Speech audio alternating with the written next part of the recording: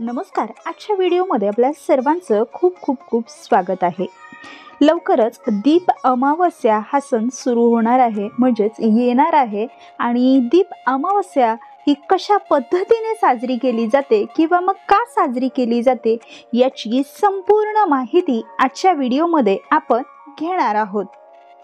विशेषतः हिंदू धर्मातील भारतातील सणवार पाहिले तर त्यात अनेक वैविध्यपूर्ण दिसून येते. प्रत्येक महिन्यात त्या महिन्यातील वातावरणाला अनुरूप असे सण आपण साजरे करतो. प्रत्येक महिन्याचं वेगवेगळं वैशिष्ट्य आहे आणि त्या महिन्यात वेगवेगळे सण येतात.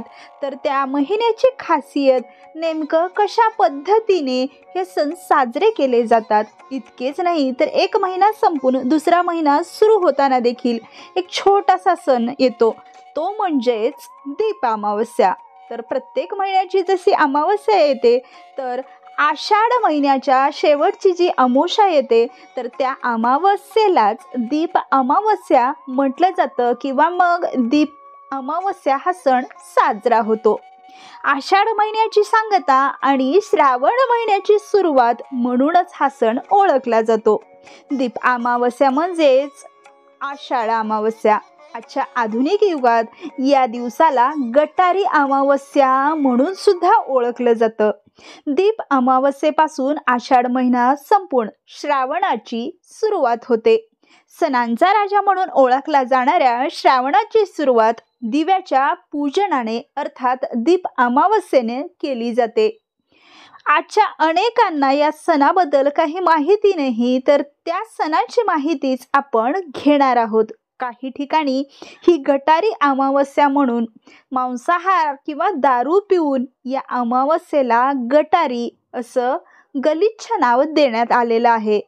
पण हा दीप अमावस्याचा सण म्हणजेच मांगल्याचं, शुभतेचं आणि श्रावण महिन्याच्या लख प्रकाशात स्वागत करणारा सण म्हणून ओळखला जातो. ज्या पद्धतीने तिमिरातून तेजाकडे जाण्याचा सल्ला हा दिवा देतो तो मांगल्याचं प्रतीक आहे. आपण दररोजच्या प्रत्येक पूजेमध्ये देवपूजा किंवा मग साधी पूजा असेल तर ती दिवा लावून प्रार्थना करतो. पण या दिव्याला आपल्या संस्कृतीत विशेष महत्त्व आहे. दिवा म्हणजेच मांगल्य, समृद्धी, तेज, प्रकाश सर्वांच्या आयुष्यामध्ये सुख समृद्धी नांदो, तेजोमय आनंद घेऊन येऊ म्हणूनच दिव्याप्रती आपण कृतज्ञता व्यक्त करण्याचा हा दिवस थोडक्यात मानला जातो. दीप अमावस्येच्या दिवशी घरातील सर्व दिवे घासून पुसून स्वच्छ केले जातात.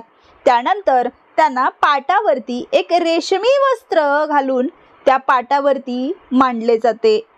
सभोवताली रांगोळी काढली जाते आणि सर्व दिव्याने त्यांना प्रज्वलित करून त्या दिव्यांची यथासांग पूजा केली जाते. या दिवशी कणकेचे गोड दिवे सुद्धा बनवले जातात.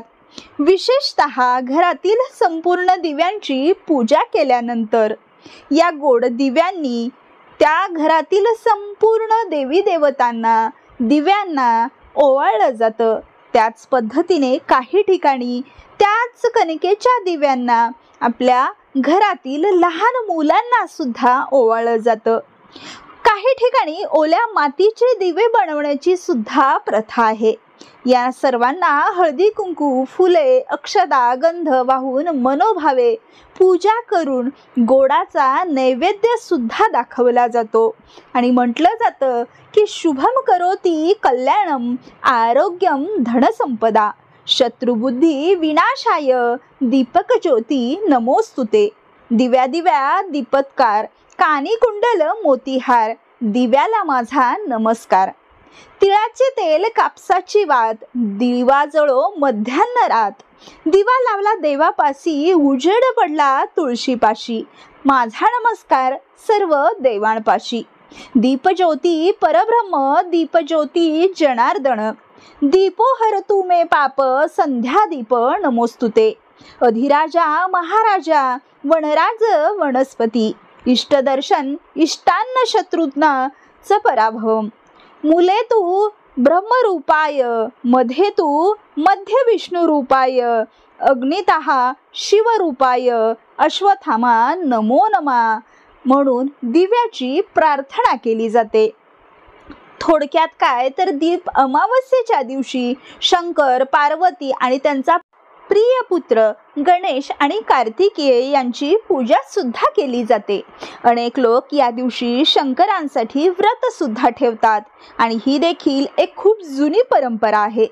काही ठिकाणी महिला आषाढ अमावस्येला तुळशी किंवा पिंपळाच्या झाडाला 108 प्रदक्षिणा घालतात आणि या दिवशी पितृपूजा सुद्धा केली जाते, म्हणजेच पितृतर्पण सुद्धा करण्याचा हा प्रघात आहे।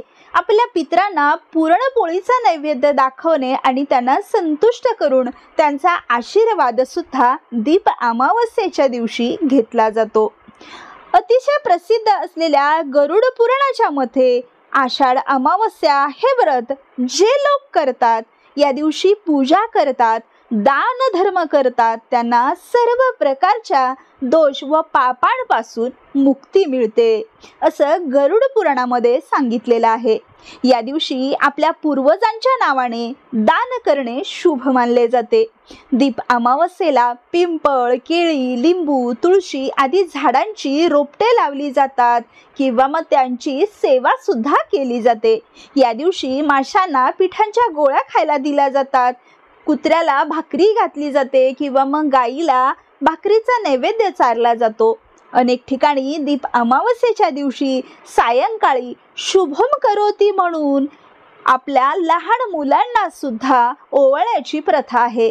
घरातील इडापिडा टळून जाओ, अज्ञानाचा नाश होऊन ज्ञानाचा प्रकाश सर्वांच्या आयुष्यामध्ये सुख, समृद्धी आणि आनंद घेऊन येवो म्हणूनच दीप अमावस्या साजरी केली जाते। आणि या वर्षी म्हणजेच 24 जुलै 2025 म्हणजेच गुरुवारी ही दीप अमावस्या आलेली आहे आणि अगदी साध्या सोप्या पद्धतीने आपल्या घरातील दिव्यांची कृतज्ञता व्यक्त करण्याचा हा एकमेव दिवस म्हणून या दिवशी दिव्याची स्वच्छता करून यथासांग पूजा केली जाते आणि त्यांना गोडाधोडाचा नैवेद्य जरूर दाखविला जातो। त्यामुळे आपल्या घरामध्ये सुख, समृद्धी आणि आनंद याची भरभराट होते। तर अशा पद्धतीने आपण दिव्यांची पूजा नक्कीच करू शकतो। ही माहिती जर तुम्हाला आवडली असेल तर अशाच पौराणिक माहितीसाठी आपल्या चॅनलला लाईक, शेअर आणि सबस्क्राईब नक्कीच करा। धन्यवाद।